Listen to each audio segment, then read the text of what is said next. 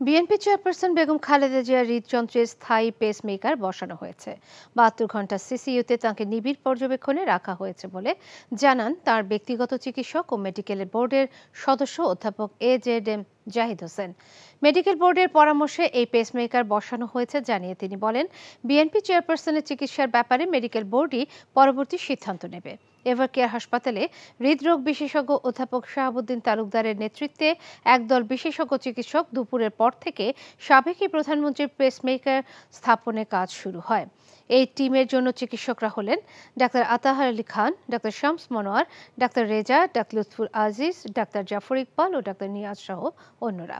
এর আগে শুক্রবার গভীর রাতে হঠাৎ অসুস্থ হয়ে পড়লে গুলশানের বাসায় ফিরোজা থেকে খালেদা জিয়াকে এভারকেয়ার হাসপাতালে নেওয়া হয়।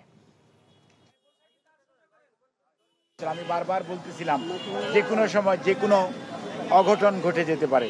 সেই অঘটনটি গত শুক্রবার রাত্রে ঘটতে যাচ্ছিল।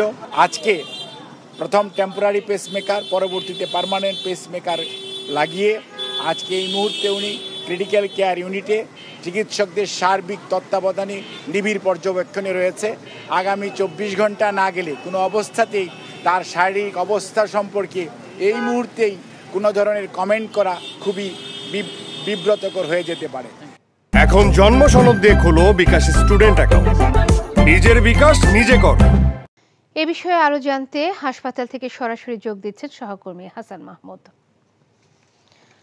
হাসান, ডাক্তাররা আর কি বলছেন বিএনপি চেয়ারপারসনের স্বাস্থ্যের ব্যাপারে? BNP vice chairman doctor AZM Zahid যে বক্তব্যটি দিচ্ছিলেন, আসলে সেই অনুযায়ী যদি বলি, বেগম খালেদা জিয়া এখন একেবারে নিবিড় পর্যবেক্ষণে রয়েছেন। অর্থাৎ ২৪ ঘন্টা তার যে পেসমেকারটি বসানো হয়েছে হৃদযন্ত্রে, তার ২৪ ঘন্টা না যাওয়া পর্যন্ত তার আসলে শারীরিক অবস্থার কি পরিবর্তন হচ্ছে বা তার শারীরিক অবস্থাটা কি সেটি আসলে জানানো যাচ্ছে না বলে তিনি স্পষ্ট জানিয়েছেন। এবং তিনি আরেকটি জানিয়েছেন যে ৭২ ঘন্টার মধ্যে হয়তো বা তাকে এই পর্যবেক্ষণে রাখা হবে। ২৪ ঘন্টা পর হয়তো তার অবস্থাটা কিছুটা জানানো যাবে।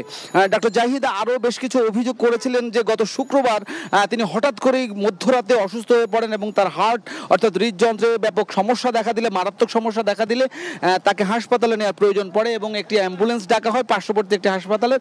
কিন্তু তিনি জানিয়েছেন যে সেই হাসপাতালের অ্যাম্বুলেন্স খালেদা জিয়াকে নিতে রাজি হননি এবং সেই জন্য তিনি ক্ষোভ প্রকাশ করেছেন যে এই ধরনের একটি জরুরি অর্থাৎ সংকটাপন্ন রোগীকে একটি হাসপাতালের অ্যাম্বুলেন্স নিতে রাজি হয়নি। এই জন্য তিনি দুঃখ এবং ক্ষোভ প্রকাশ করেছেন।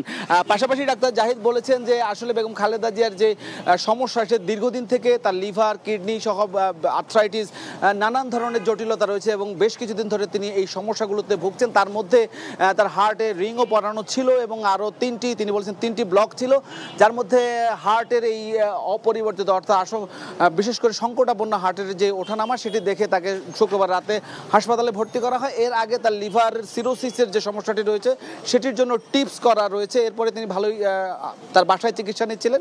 শুক্রবার রাতে তার হঠাৎ করে হৃদযন্ত্রের এই সমস্যা দেখা দেয় এবং আজকে তার স্থায়ী পেসমেকার লাগানো হলো।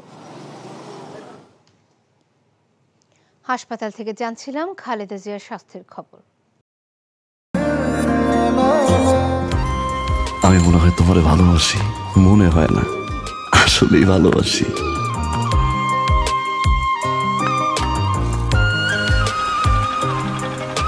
আপনি যে আমাকে ভালোবাসেন আমি টের পাই।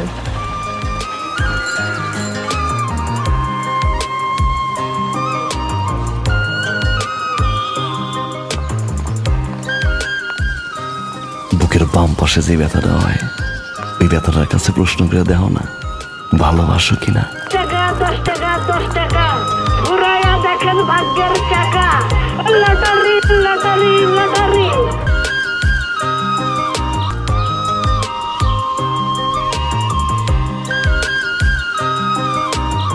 আপনি না চোখের যন্ত্রণা বুঝতে পারেন, বুঝে নেন।